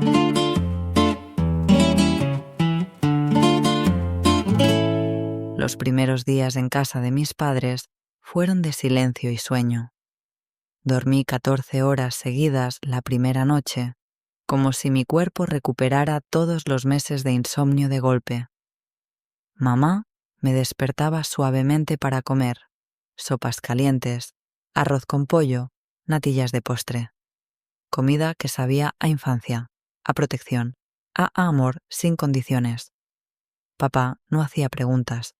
Solo me abrazaba cuando pasaba por su lado, me revolvía el pelo como cuando era niña. Me dejaba saber que estaba allí. Una semana después, cuando empecé a sentirme humana otra vez, me senté con ellos en la cocina. «Voy a divorciarme», dije sin rodeos. Mamá asintió, las manos quietas sobre la mesa. Lo sabíamos. Y voy a abrir mi mesón, como siempre soñé. Papá y mamá intercambiaron una mirada. Luego papá se levantó, fue a su cuarto, volvió con una libreta de ahorros. «Aquí hay 15.000 euros», puso la libreta frente a mí. «Son tuyos». «Papá, no puedo». «Sí puedes». Su voz era firme. «Es tu herencia adelantada. Tu madre y yo lo decidimos. Úsala para tu sueño». Las lágrimas me quemaron los ojos. «¿Y ustedes? ¿Qué van a...?» «Nosotros estaremos bien». Mamá cubrió mi mano con la suya. «Tú eres lo que importa. Tu futuro es lo que importa». El divorcio fue sorprendentemente simple. Rodrigo cumplió su palabra, contrató un abogado, pagó todos los gastos, se aseguró de que yo no tuviera que ver a Mateo más de lo necesario. Nos encontramos una sola vez en el despacho del abogado para firmar los papeles. Mateo había envejecido en esas semanas, tenía ojeras, había perdido peso, las manos le temblaban al sostener la pluma. «María», dijo cuando terminamos, «sé que no merezco nada de ti, pero necesito que sepas... Lo siento, de verdad. Fui un cobarde». Lo miré a los ojos. Vi arrepentimiento genuino allí, pero también vi al hombre que me había encerrado, que había elegido la tradición sobre la verdad, que no había luchado por mí. «Te perdono, Mateo», dije suavemente, «pero no te olvidaré, y espero que tú tampoco olvides, que la próxima vez que ames a alguien, elijas confiar antes que condenar». Él asintió, tragando con dificultad. «Espero que seas muy feliz». «Yo también te lo deseo». Y fue verdad. No le guardaba rencor, solo tristeza por lo que pudo haber sido y nunca sería. En enero de 2020 El juez firmó el divorcio. Volví a ser María Navarro. El nombre sonaba nuevo en mis oídos, como si lo estrenara. Con los 15.000 euros de mis padres y otros 5.000 que logré ahorrar trabajando en 2 restaurantes a la vez, empecé a buscar local.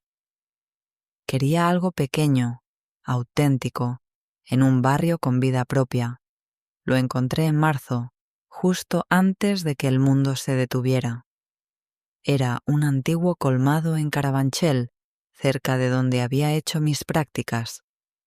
40 metros cuadrados, con un mostrador de madera vieja que había visto mejores días, azulejos blancos en las paredes y un horno de leña en la parte de atrás, que no funcionaba desde los años 80.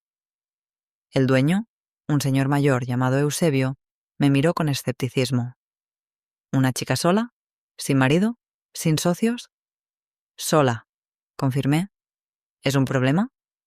Al contrario, sonrió mostrando un diente de oro. Mi difunta esposa llevó este local 30 años. Las mujeres saben trabajar. 750 al mes. 650, y me encargo yo de arreglar el horno. Hecho. Nos dimos la mano. Mi primer negocio. Mi primer local. Mío. La pandemia casi destruye el sueño antes de que empezara. Justo cuando iba a abrir, decretaron el confinamiento.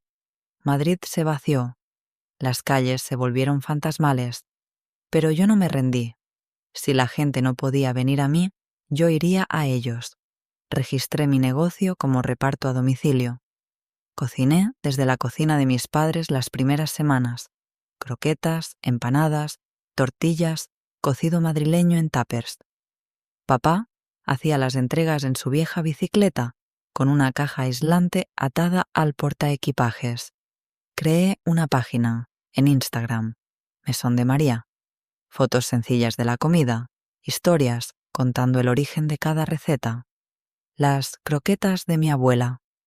El cocido que hacía mi madre los domingos. La respuesta fue lenta al principio.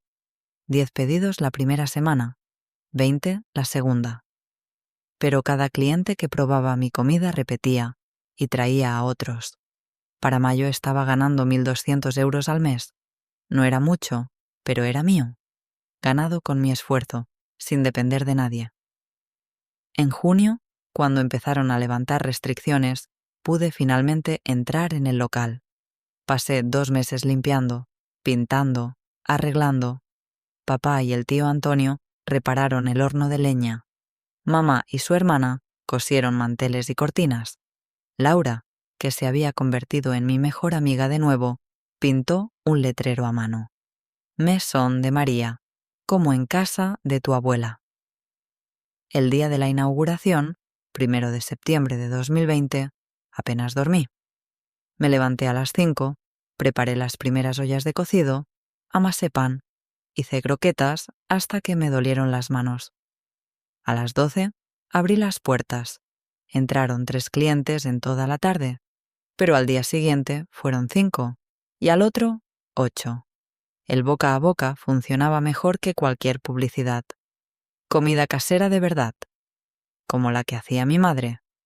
Precios justos, porciones generosas. Para octubre tenía que contratar ayuda. Lourdes, una mujer de 50 años que había trabajado en cocinas toda su vida, se convirtió en mi mano derecha, y Sofía, una chica tímida de 19 años, hacía el servicio de mesas. En diciembre de 2020, el mesón ya era rentable. No me hacía rica, pero podía pagar el alquiler, los sueldos, las facturas, y me quedaba algo para mí. Más importante aún, era feliz. Me levantaba cada día con ganas de trabajar, de crear, de alimentar a la gente. Una tarde de febrero de 2021, entró un hombre que no conocía. 30 y tantos años, alto, con cara amable y ojos que sonreían antes que la boca. Llevaba una chaqueta de cuero gastada y una carpeta bajo el brazo. «Buenas tardes. ¿Eres la dueña?» «Sí, María Navarro». «Pablo Díaz», me tendió la mano. «Soy distribuidor de productos locales. verduras orgánicas, quesos artesanales, ese tipo de cosas. Me dijeron que aquí se cocina con ingredientes buenos. Intento. ¿Tienes un minuto? Me gustaría enseñarte nuestro catálogo. Me senté con él. Hablamos de verduras, de proveedores, de la importancia de conocer el origen de lo que cocinamos. Tenía una forma de hablar pausada, sin prisa, escuchando tanto como hablaba. No era guapo al modo clásico, pero había algo en él que me tranquilizaba. Una solidez sin arrogancia. Empezó a venir cada semana. Traía muestras. Tomates de Aranjuez, queso manchego de un pastor que conocía, aceite de oliva de un molino familiar en Jaén. Siempre se quedaba a tomar un café, a charlar. ¿Cómo terminaste en esto?, le pregunté un día. Mi padre tenía una frutería, respondió. De niño lo acompañaba al mercado central a las 5 de la mañana. Me enamoré de los productos frescos, de la gente que los cultivaba con amor. Cuando papá murió, vendí la tienda pero no quise dejar el mundo. Así que empecé esto. Había algo en su historia que resonaba con la mía. Los dos habíamos convertido pérdidas en nuevos comienzos. ¿Y tú?, preguntó. ¿Siempre quisiste tener tu propio lugar? Siempre, sonreí, aunque el camino fue complicado. Los mejores caminos lo son. No hablamos de mi pasado, no hablamos de Mateo o de los Morales. Eso pertenecía a otra vida, a otra María. Esta María era nueva, más fuerte, más sabia, más libre. En abril de 2021, un año después de mi divorcio, recibí una visita inesperada. Isabel. Entró al mesón al mediodía, cuando estábamos llenos. La vi desde la cocina y algo se apretó en mi pecho. Pero no era miedo. Era nada. Neutralidad. Esperé a que el almuerzo terminara. Luego salí. Me senté frente a ella. María. Sus ojos estaban rojos, como si hubiera llorado recientemente. Gracias por recibirme. ¿Qué quieres, Isabel? Vine a devolverte esto. Sacó una cajita de terciopelo. Las joyas de su abuela. Los aretes y el anillo que me había dado el día del compromiso. Son tuyos. Las ganaste. Las sufriste. No las quiero. Por favor. Su voz se quebró. Necesito que las tomes. Necesito que sepas que lo siento. Cada día lo siento. Lo que te hice, lo que te hicimos, no tiene perdón. La miré. Esta mujer que había sido mi torturadora ahora parecía pequeña, rota. ¿Por qué viniste realmente? Mateo se va a volver a casar, dijo en voz baja, con una chica boliviana, muy tradicional, muy obediente. Todo lo que yo quería que fueras tú. Me alegro por él, pero no es feliz. Isabel alzó la vista. Veo cómo te mira en las fotos que tiene guardadas, con una tristeza que me parte el alma. Destruí a mi hijo al destruirte a ti. Isabel, mi voz fue más suave de lo que esperaba. No vengas aquí buscando absolución. No puedo dártela. Lo que pasó, pasó. Me marcó, me cambió, pero también me hizo más fuerte. Lo sé, lo veo. Miró alrededor del mesón. Mira lo que construiste, sola, sin ayuda de nadie. Eres más mujer de lo que yo nunca fui. Tomé la cajita, pero no para quedármela. Dáselas a la nueva novia de Mateo. Dile que vienen con una lección. Las tradiciones solo valen cuando se construyen sobre el amor, no sobre el miedo. Isabel asintió lentamente. Se levantó, vaciló. ¿Puedo abrazarte? No, respondí sin dureza. Pero puedes venir a comer algún día, como cliente, como una mujer más, sin pasado entre nosotras. Gracias, susurró. Es más de lo que merezco. La vi irse por la ventana y sentí algo liberarse en mi pecho. No era perdón, exactamente. Era soltar. Dejar que el pasado se fuera con ella. Mayo llegó con olor a jazmín y promesas. El mesón iba tan bien que pude ampliar, Alquilé el local de al lado, puse más mesas, contraté a otro cocinero. Pablo seguía viniendo cada semana, pero ahora a veces se quedaba después del cierre, ayudándome a limpiar, hablando mientras yo cerraba la caja. ¿Tienes planes para el domingo?, preguntó una noche. ¿Dormir? Reí. ¿Por qué? Pensaba llevar a mi hija al retiro. Tiene 9 años, le encanta el estanque. Me preguntaba si querrías venir. Algo cálido se extendió por mi pecho. ¿Tienes una hija? Sí. Me divorcié hace 3 años. Carla vive con su madre, pero la veo cada fin de semana. Me encantaría conocerla. Su sonrisa fue como el sol después de la lluvia. El domingo, el retiro estaba lleno de familias. Carla era una niña pecosa y parlanchina que me cayó bien al instante. Jugamos a darle migas a los patos, paseamos bajo los árboles, comimos helado en el paseo de coches. Papá dice que cocinas muy bien, me dijo Carla con seriedad de adulto. ¿Es verdad? Eso dicen. ¿Sabes hacer tortitas? Las mejores tortitas de Madrid. ¿Me enseñas? Miré a Pablo. Él asintió con suavidad. Cuando quieras, le dije a Carla. Vienes al mesón un día y te enseño todos mis secretos. ¿Prometido? Prometido. Mientras caminábamos de vuelta, Pablo tomó mi mano. Fue un gesto simple, sin prisa, sin presión. Una pregunta suave. No la aparté. Junio trajo calor y cambios. El mesón apareció en una guía de restaurantes locales. Joya escondida en Carabanchel, comida casera que abraza el alma. Empezaron a llegar clientes nuevos, estudiantes, oficinistas, familias del barrio. Tuve que ampliar el horario, abrir también los domingos. Una tarde, mientras preparaba cocido para el día siguiente, alguien llamó a la puerta de servicio. Abrí. Laura. Sorpresa. Levantó una botella de cava. ¿Celebramos? ¿Celebrar qué? Tu primer año de mesón, tu independencia, tu victoria sobre todos los que te subestimaron. Nos sentamos en la cocina vacía, bebiendo cava en tazones de café porque no había copas. Estoy orgullosa de ti, dijo Laura. Cuando te vi aquel día en el mercado, tan delgada, tan asustada, pensé que te habíamos perdido. Casi me pierdo yo misma. Pero no lo hiciste. Te encontraste. Y mira todo lo que construiste. Brindamos. El cava sabía a victoria, a futuro, a todas las posibilidades que aún estaban por venir. ¿Y ese Pablo? Laura me miró con picardía. Me contó Sofía que viene mucho por aquí. Es bueno, amable, paciente. ¿Te gusta? Sí, admití. Pero tengo miedo de volver a confiar, de volver a equivocarme. No todos los hombres son Mateo. Laura puso su mano sobre la mía. Pablo te mira como si fueras la octava maravilla. Y no te apura.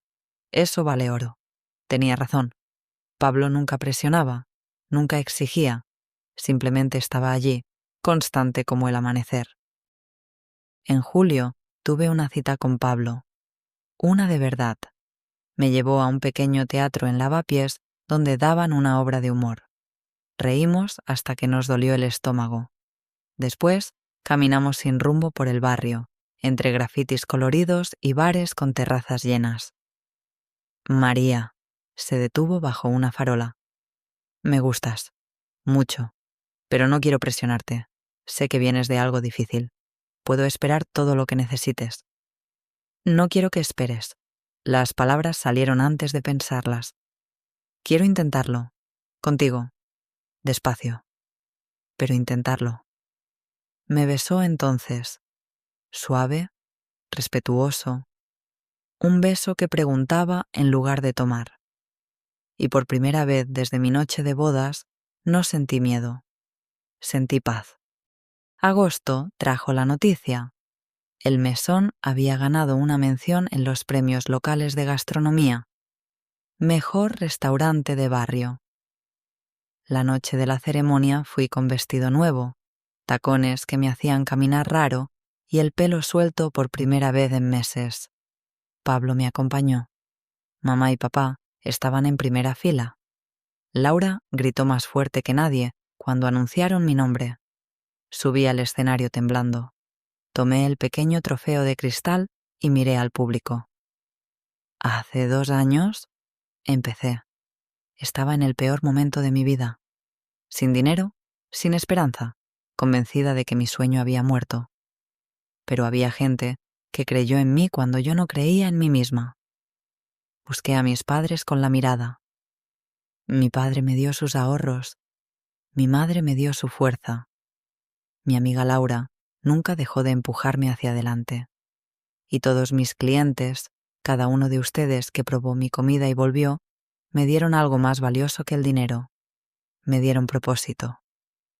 La voz se me quebró un poco. Este premio no es solo mío. Es de todos los que cayeron y se levantaron. De todos los que creyeron que era demasiado tarde, demasiado difícil, demasiado imposible. Esto es prueba de que nunca lo es. Gracias. Los aplausos me envolvieron como abrazo. Bajé del escenario directo a los brazos de papá, que lloraba sin disimulo. Mi niña, repetía. Mi niña valiente. Septiembre de 2021. 2 años desde aquella tarde en el mercado, cuando encontré las páginas que cambiarían mi vida. Estaba cerrando el mesón cuando sonó mi teléfono. Número desconocido. María, soy Rodrigo Morales. Me tensé instintivamente. Don Rodrigo, ¿qué necesita?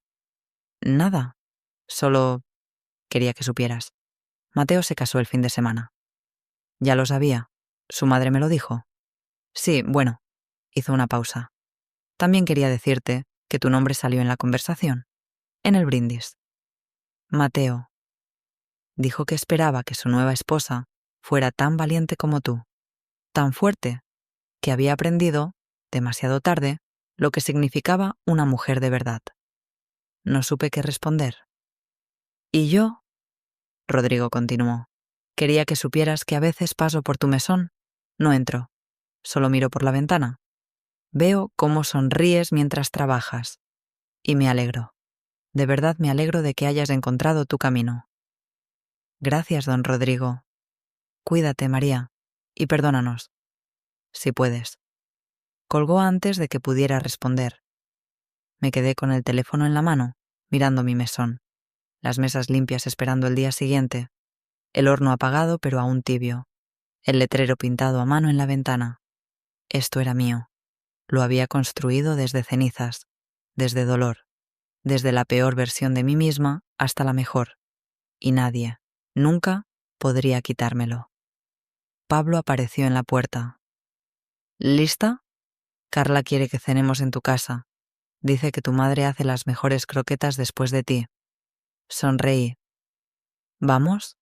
Cerré la puerta del mesón. Mañana habría más clientes, más cocina, más vida. Pero ahora había esto. Un hombre bueno esperándome, una familia que me amaba, un futuro que yo misma había escrito. Caminamos por las calles de Carabanchel mientras caía la noche. Madrid brillaba con sus millones de luces, cada una historia, cada una vida. Y la mía, finalmente, era una historia de victoria. No porque hubiera olvidado el dolor, sino porque lo había transformado en algo hermoso, en libertad, en fuerza, en un mesón que olía a hogar, en conocer mi propio valor.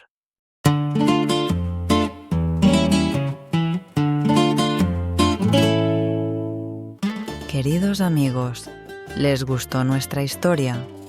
¿Qué opinan de la decisión de María? Escríbanlo en los comentarios. Si la historia les tocó el corazón, compartan el video con sus amigos y déjennos un like. No olviden suscribirse a nuestro canal. ¿De qué ciudad nos escriben? En la descripción encontrarán todas nuestras historias. Les deseamos mucha salud y excelente ánimo.